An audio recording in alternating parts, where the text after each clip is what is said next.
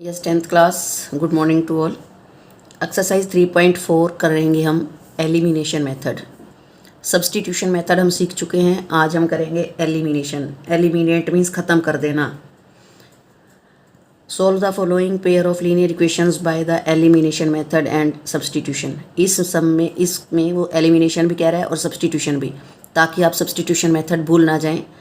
Same statement लेके elimination method से भी करना है और सब्स्टिट्यूशन से भी। तो सबसे पहले मैं एलिमिनेशन मेथड लगा रही हूँ। क्या होता है मैं आपको बता देती हूँ कि जैसे x + y = 5 है और 2x - 3y = 4। चाहे तो हम x के कोफिशिएंट इक्वल कर दें, चाहे हम y के कोफिशिएंट इक्वल कर दें, और उनमें से एक को एलिमिनेट करना होता है। चाहे आप x को एलिमिनेट करो, चाहे y को। एलिमिनेट कब होगा? जब वो एक पॉजिटिव होगी और एक नेगेटिव होगी। तो जब मैंने ध्यान से देखा तो यहाँ पर प्लस है और यहाँ पर माइनस है, लेकिन अगर यहाँ पर 3 होता तो 3y से 3y कट जाता। तो हमने क्या करना है, इक्वेशन नंबर 1 को 3 से मल्टीप्लाई कर दो। मल्टीप्लाइंग 1/3 दोनों साइडों पर इक्वल के बाद भी करना होता है। तो ये क्या बन जाएगा, 3 से मल्टीप्लाई होके 3x + 3y = 15 हो जाएगा। इस पूरी इक्वेशन को 3 से मल्टीप्लाई कर दो। अब सेकंड वाली दोबारा लिख दो इसके नीचे। अगर हम ध्यान से देखें तो ये 3y प्लस का है, 3y माइनस का, तो ये कट रहा है। इसको एलिमिनेट कहते हैं भाई, एलिमिनेट हो गया। तो 3x और 2x मिलके 5x बन गया। 15 और 4 19, तो x निकल गया। एक की वैल्यू निकलने के बाद इन दोनों में से किसी में भी पुट कर दो और वहाँ से आपको x मिल जाएगा। जैसे x निकल गया तो y मिल जाएगा। तो x का आंसर 19/5 आया, y का 6/5। अब सेम सम को हम सब्स्टिट्यूशन मेथड से भी करके देख लेते हैं। क्या कहता था सब्स्टिट्यूशन मेथड कि गिवन दोनों इक्वेशंस में से किसी एक में से x या y की वैल्यू निकालो और दूसरे में सब्स्टिट्यूट कर दो। तो हमने फर्स्ट में से x की वैल्यू निकाल दी, दैट विल बिकम 5 - y। तो वो हमने सेकंड में पुट कर दी। तो यहाँ से y का आंसर निकल गया 6/5। फिर फ्रॉम 1 ले लिया तो यहाँ पर y का निकल गया, x का निकल गया 19/5। आंसर सेम है दोनों से, चाहे किसी भी मेथड से हो। अगर स्पेशल पेपर में आए ये मेथड लगाओ तो ठीक है, अदरवाइज़ आप किसी भी मेथड से कर सकते हैं। और जहाँ तक हो, हम ज़्यादातर एलिमिनेशन मेथड ही अप्लाई करते हैं। उसके बाद पार्ट नंबर 2 और 3 आप अपने आप करोगे। 4th part, x/2 + 2y/3 = -1, x - y/3 = 3। From 1 में से मैंने एलसीएम ले लिया। 2 और 3 का 6, तो 2 3 जा 6, 3 आ गया। 3 2 जा तो 2 2 ज़ार 4, और यहाँ पे दोनों 6 पूरा इधर 1 से मल्टीप्लाई होगा माइनस से। तो ये इक्वेशन मैंने बना दी 3, और इसी तरह एलसीएम लेके इक्वेशन नंबर 4। दोनों में एलसीएम लेकर के हमने उसको सिंपल फॉर्म में कन्वर्ट कर देना है। अब हमने देखा यहाँ भी 3x है, यहाँ भी 3x है, तो किसी इक्वेशन को मल्टीप्लाई करने की ज़रूरत नहीं है। बस हमने दोनों के साइन चेंज, इसके साइन चेंज कर देने हैं एक के, ताकि एक 3x प्लस का बन जाए, एक माइनस का।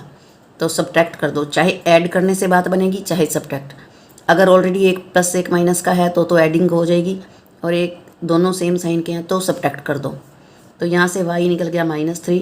फिर 3 और 4 में से पुट करके x निकाल दो, तो x और y दोनों निकल गए। अब इस पे सब्स्टिट्यूशन मेथड लगा दो। पहले में से मैंने x की वैल्यू उठाई, थर्ड में से मीन्स फर्स्ट और सेकंड को तो हमने छोड़ दिया, एलसीएम लेके हमने 3 और 4 बना दिया था। तो 3 में से x की वैल्यू निकालो और 4 में सब्स्टिट्यूट कर दो।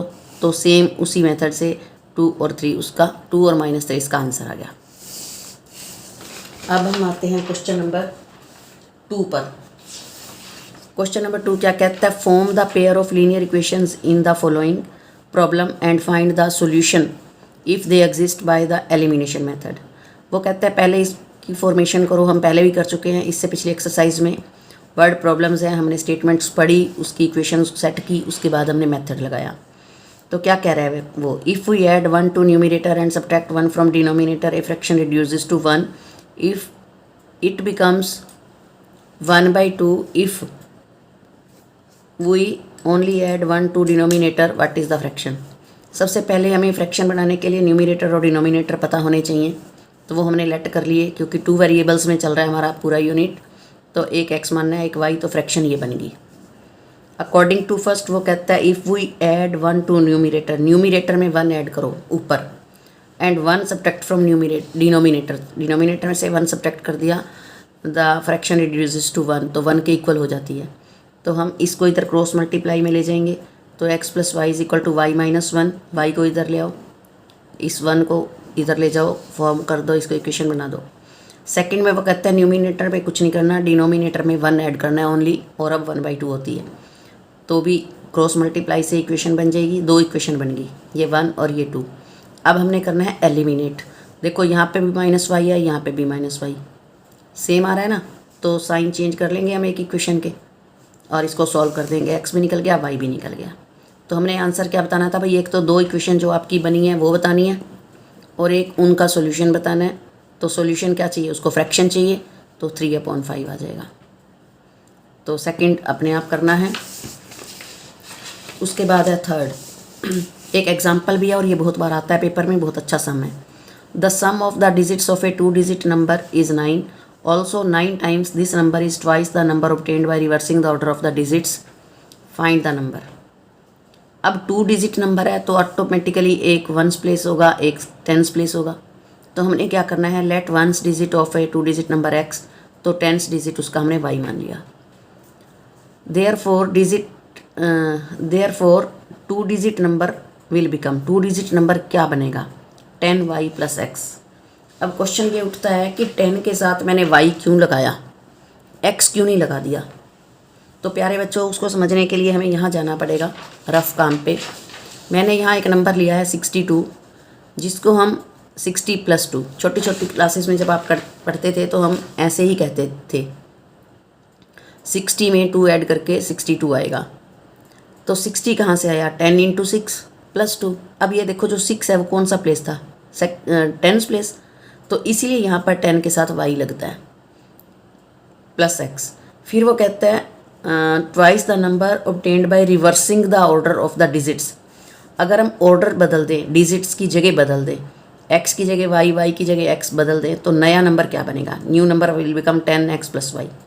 तो ये 4 स्टेप्स तो आपके 2 डिजिट नंबर वाले में आएगा ही आएगा, 4 स्टेप्स कि 1s प्लेस क्या है, 10s प्लेस क्या है, नंबर क्या बनेगा, रिवर्सिंग द डिजिट्स के बाद नंबर क्या बनेगा।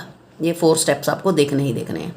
देखो 62 था, 62, अब मैंने रिवर्स कर दिया, 26 कर दिया, तो 20 + 6 आएगा। तो 20 कहाँ से आया, 10 × 2 मीन्स अब जो ये 10s प्लेस है वो यहाँ आ गया, ये वाला ही तो आया, ठीक है। तो अब क्या है, अकॉर्डिंग टू द कंडीशन, वो कहता है दोनों का जो डिजिट्स है उनका सम 9 है। तो एक डिजिट x है, एक y है, तो x + y हमारा 9 बन गया। फिर वो कहते हैं 9 times the number is twice the number obtained by reversing the digits. तो जो ओरिजिनल नंबर था उसको 9 से मल्टीप्लाई कर दो, जो रिवर्सिंग के बाद आया था उसको 2 से।